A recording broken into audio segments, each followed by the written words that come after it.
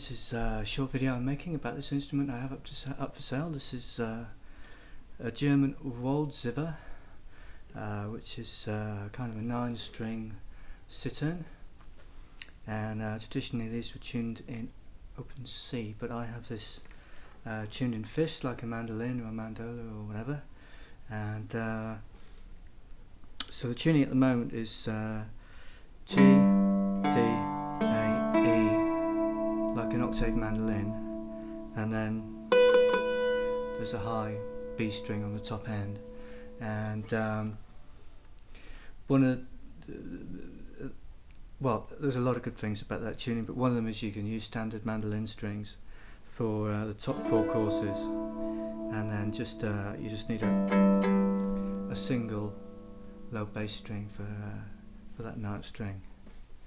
So obviously I can play a tune as if on an octave mandolin, so let's see if I can give that a go.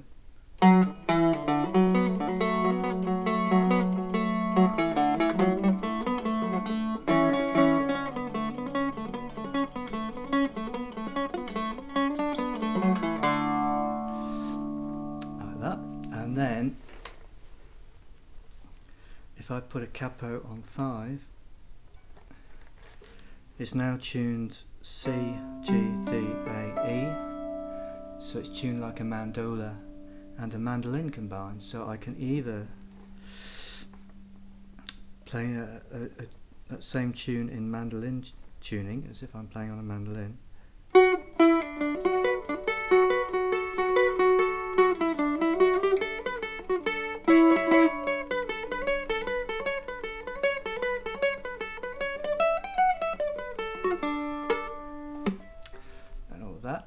or I can drop down a set of strings towards me but use the same fingering and play it as if I'm playing on a mandola. So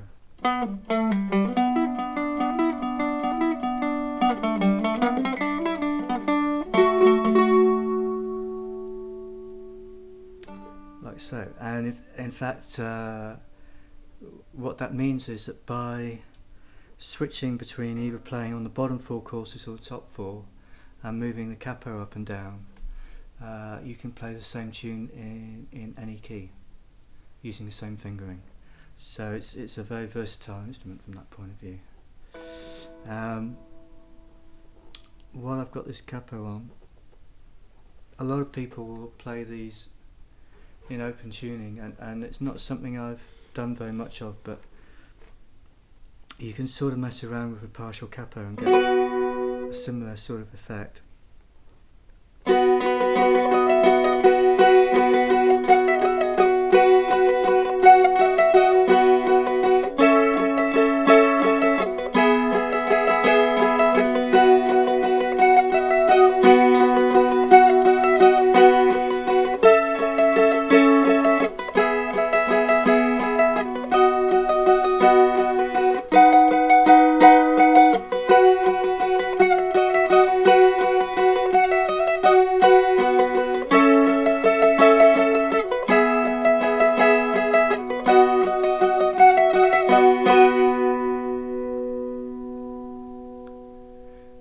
And as you can probably hear, one of the defining things of these Waldzithers is just the sustain and the sort of the ringing sound that they have. So that when you play a chord, it just rings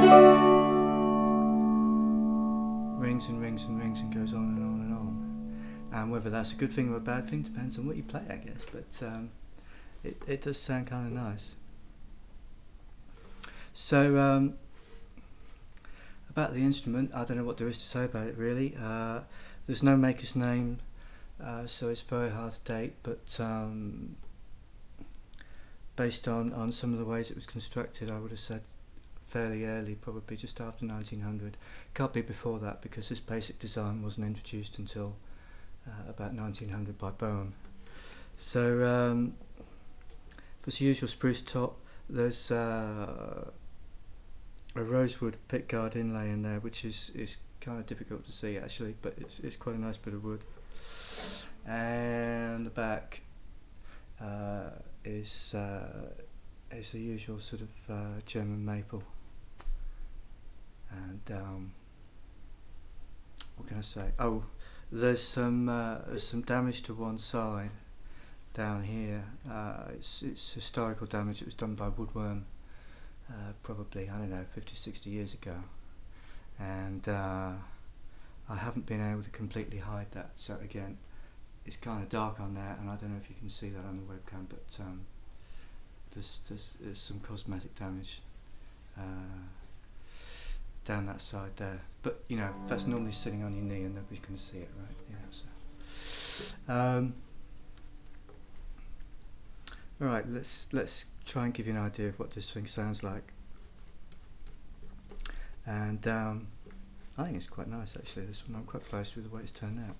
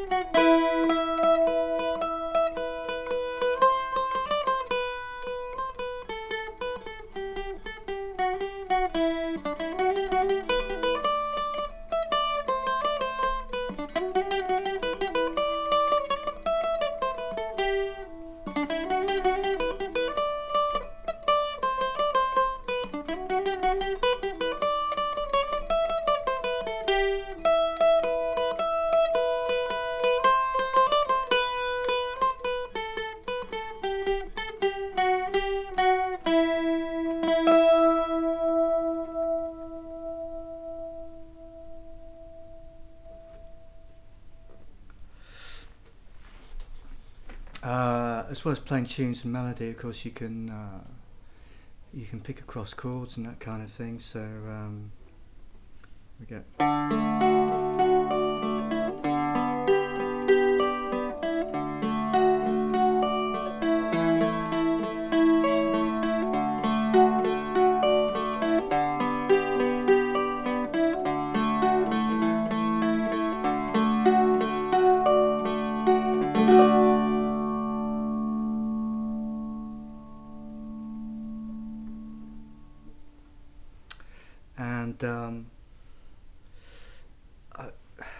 But the only thing I haven't been able to do on this is kind of play chop chords and that kind of thing. It's not, doesn't really sort of work somehow.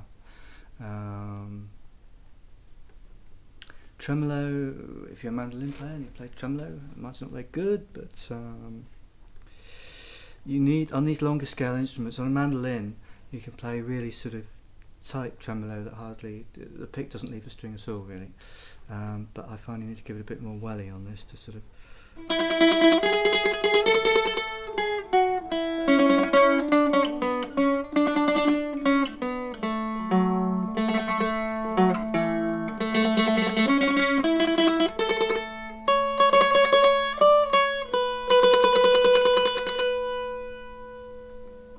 And you get that sort of, I don't know, Greeky sort of bouzouki-like effect on that. So, there we go, one Waldzither. It's a lot of fun, and I've had some fun with it, and it's time for somebody else to have some fun with it.